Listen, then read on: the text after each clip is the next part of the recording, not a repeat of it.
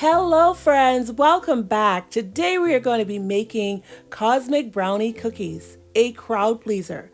I have never met anyone that don't like these cookies, so if you make them, make a lot because they will disappear quickly. So let's get started.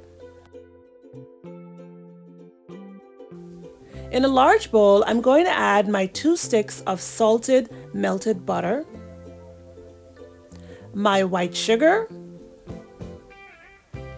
brown sugar, and vanilla. I'm not even using a hand mixer for this. I'm going to be using my spatula for most or all of the mixing in this video. The complete recipe will be in the description, so head on over there when you're done watching this video to find the recipe.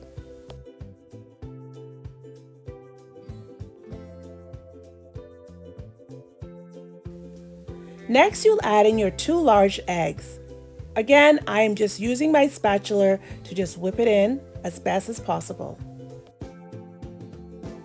Just a quick reminder, if you're not a subscriber, please go ahead and press that subscribe button. I have so many more recipes I would love to share with you, and I don't want you missing out. So go ahead and subscribe. I would really appreciate that.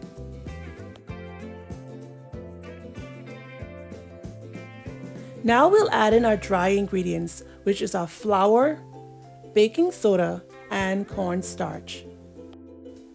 The cornstarch is going to help the cookies to stay nice and soft even days after. But these cookies are so delicious they won't last that long. Add in the cocoa powder.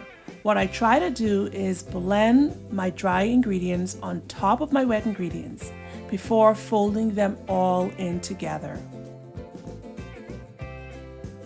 This just helps so I don't have to use 2 bowls. I mean, if you did want to go ahead and use 2 bowls, you could obviously separate your dry and your wet ingredients. Then you can just add your dry ingredients when they're completely combined and add it into your wet ingredients. But I'm feeling lazy. I just want to use 1 bowl. And so this works, and you'll see at the very end. See, there we go. It all blends in perfectly well. Everything is combined. And like I said, this is just a simple recipe, quick and simple. I just love making these for parties or a potluck or a bake sale. So using your cookie scoop, I think this is about a 2.5 tablespoon cookie scoop.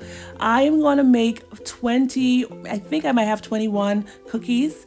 Then I'm going to just roll them out in my hands and press them down slightly to form the cookie shape that I like. You don't even have to roll these in your hand. You can just go with that original shape that you got from the cookie scoop. But I like using my rolling method. It helps to keep everything just a little bit more uniform the way I like it.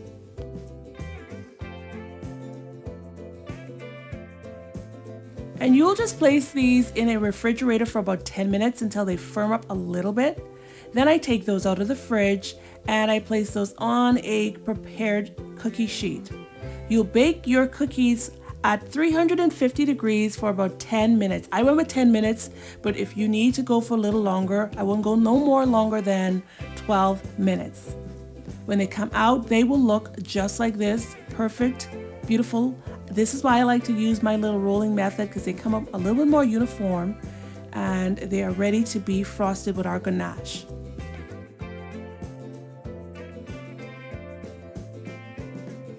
So let's get started with our ganache. You will need 3 ingredients: chocolate, heavy cream, and vanilla. I honestly didn't even have heavy cream, so I decided just to use whole milk, which you shouldn't use, but it worked out for me. I say use whatever you have available. Heavy cream will definitely make your ganache more rich and more creamier, but you'll see when I start mixing this, it will all come together nice and smooth, just like this. Smooth and perfect for our cookies.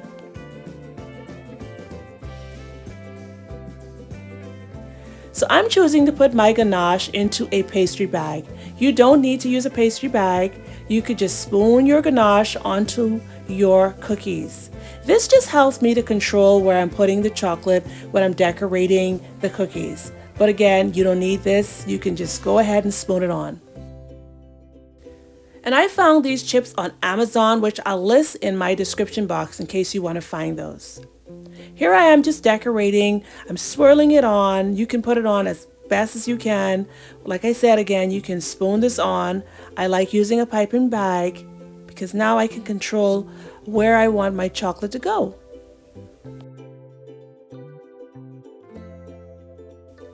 I made these for my church fish fry. There's a table in the back of the hall where you can drop off donations, and I decided to bring these cookies because I know everyone usually loves these cookies whenever I make them.